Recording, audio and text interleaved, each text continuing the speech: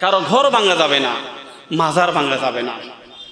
ওলি আল্লাহদের মাধ্যমে, আউলিয়া একরামের মাধ্যমে আমরা ইসলাম পেয়েছি, আলহামদুলিল্লাহ। আমাদের প্রিয় মাতৃভূমি বাংলাদেশ, এটা হিন্দুস্তান ছিল। এখানে লক্ষ্মীপুর, এখানে রামপুর, লক্ষ্মীতে ভরা ছিল, রামে ভরা ছিল। আর হজরতে শাহজালাল ইয়ামেনি রাহিমাহুল্লাহ, শাহফরান ইয়ামেনি রাহিমাহুল্লাহ, খাজা মঈনুদ্দিন চিশতি রাহিমাহুল্লাহ, ওনাদের মাধ্যমে চট্টগ্রাম হয়ে আমাদের মাঝে ইসলাম এসেছে, আলহামদুলিল্লাহ। সমস্যা হচ্ছে যারা আমরা মাজার জিয়ারত করতে যাই, শাহজালাল রাহিমাহুল্লাহ, যে ওনার সব কিছু আমরা দেখি, কিন্তু ওনার তরবারি আমরা দেখি না। সেখানে মাজারও আছে, আবার ওনার তরবারিও সংরক্ষিত আছে। যারা সেখানে গেছেন, সিলেটে আমিও গেছি, আপনারা দেখছেন না এটা, ওনার তরবারিটা দেখছেন না? কিন্তু তরবারিটাকে, যে খোলা তরবারিটাকে যেভাবে মহব্বত করার কথা ছিল, সেভাবে মহব্বত না করি ওই যে গজার মাছকে মহব্বত করে। সমস্যা হচ্ছে এখানে, আমাদের সমস্যা হচ্ছে এখানে। ইসলাম কোনোদিন রাসূলুল্লাহ সাল্লাল্লাহু আলাইহি ওয়াসাল্লাম উদার মানসিকতার ছিলেন, উদার মানসিকতার ছিলেন।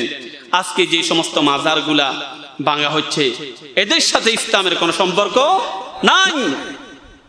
এদের সাথে আমাদেরকে মনে রাখতে হবে। আমরা অনেকে আজকে মনে করতেছি যে আমরা স্বাধীন হয়ে গেছি। কার থেকে স্বাধীনতা অর্জন করছেন? কিসের স্বাধীন? আমি এটাকে স্বাধীনতা বলবো না, আমরা বলবো এখানে ইসলামপন্থীরা ইনডোরে প্রোগ্রাম করতেন। আল্লাহ রাব্বুল আলামিনের কাছে প্রার্থনা করছেন, আল্লাহ আউটডোরে দাওয়াতি কাজ করার মতো স্বাধীনতা তুমি আমাদেরকে দান করো। আল্লাহ রাব্বুল আলামিন আউটডোরে দাওয়াতি কাজ করার মতো একটা পরিবেশ তৈরি করে আল্লাহ পরীক্ষা করছেন যে তোমাদেরকে ক্ষমতা দিয়ে দাম কিছুদিনের জন্য, দেখি তোমরা কি করো। এতদিন পর্যন্ত দাওয়াতি কাজ করতে পারো নাই, বাধা সৃষ্টি হয়েছে, নাশকতার উদ্দেশ্যে ষড়যন্ত্র, বিভিন্নভাবে অপবাদ দেওয়া হয়েছে। এটা থেকে আমি আল্লাহ তোমাদেরকে মুক্ত করে দিলাম, এবং এখন আমি তোমাকে স্বাধীনতা দিলাম, দেখি তুমি প্রকৃতপক্ষে আমার দ্বীনের সঠিক দাওয়াত মানুষের কাছে পৌঁছাও কিনা। এটা আমাদের জন্য একটা পরীক্ষা। দ্বীনের যারা দায়ী, মহা পরীক্ষায় এতদিন যাদেরকে জালিম বলেছেন, এখন নিজেরা জালিম হয়ে যাওয়ার সম্ভাবনা আছে। আল্লাহ মাফ করুন আমাদের সবাইকে।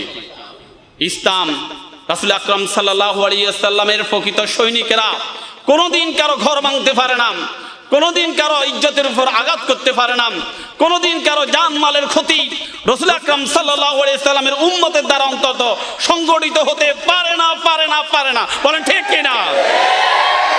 ইসলামের সাথে রাসূল আকরাম সাল্লাল্লাহু আলাইহি ওয়াসাল্লাম যখন মক্কা বিজয় করছেন, রাসূল আকরাম সাল্লাল্লাহু আলাইহি ওয়াসাল্লামের সময় তিনি যখন মদিনার প্রেসিডেন্ট ছিলেন, একটা ডিমের কুসুমের ভিতরে, একটা ডিমের কুসুম যেভাবে ডিমের কাছে, ডিমের মাঝে নিরাপদ, তার চাইতেও বেশি নিরাপদ ছিল অমুসলিমরা রাসূল আকরাম সাল্লাল্লাহু আলাইহি ওয়াসাল্লামের কাছে। আল্লাহর নবী মুহাম্মদ রাসূলুল্লাহ সাল্লাল্লাহু আলাইহি ওয়াসাল্লামের বিষয়টা আমাদেরকে বুঝতে হবে।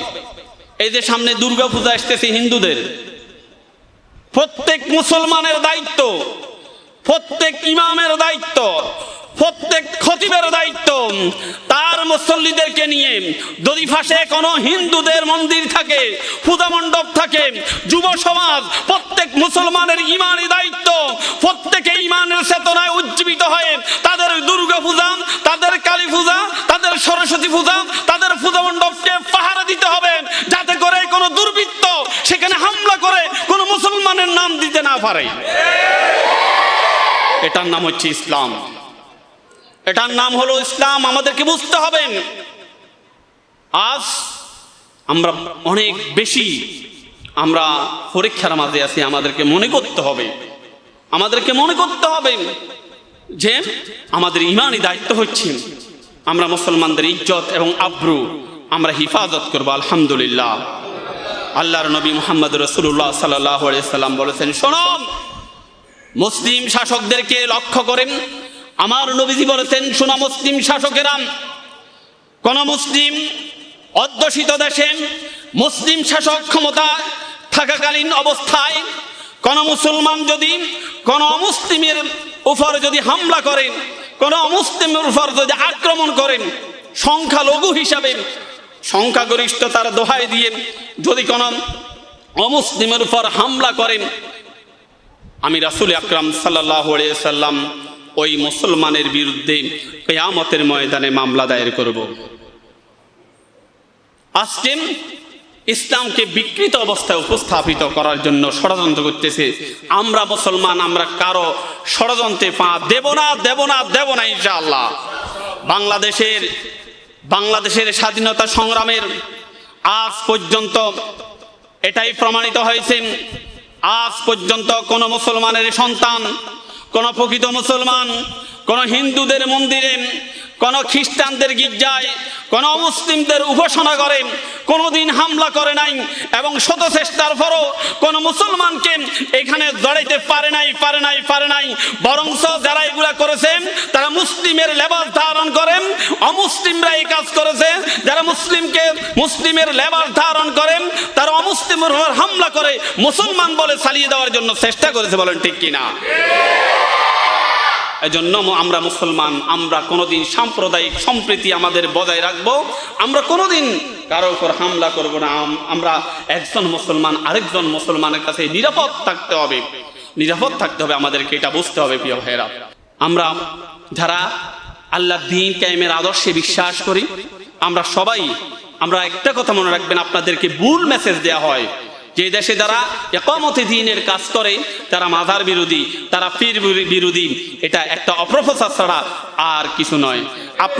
আমি শুধু আপনাদেরকে বলবো, আপনারা যারা যেই সমস্ত দুর্বৃত্ত এই সমস্ত কাজগুলো করছে, মাজার ভাঙ্গার সাথে জড়িত, এরা একজন ইকামতে দ্বীনের সাথে প্রকৃতপক্ষে এদের কোনো সম্পর্ক নাই।